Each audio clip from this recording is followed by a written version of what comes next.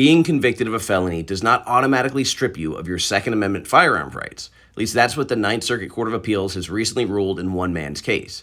And to be fair, it technically only applies to this one individual and only talks about nonviolent felony convictions for which the entirety of the sentence has been served, but it's opening up a can of worms. And it's very likely that the Supreme Court is going to weigh in on this, because now there are a number of people who are saying, hey, I want this to apply to me as well.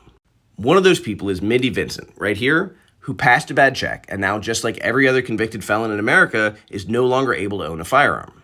In my case, I had violent felony convictions that directly involved use of a firearm, so I understand when people say my rights should never be restored. That totally makes sense to me. But for people like Mindy, I've always wondered, if you've committed tax fraud, or you've done something that's not violent, why are your Second Amendment rights taken?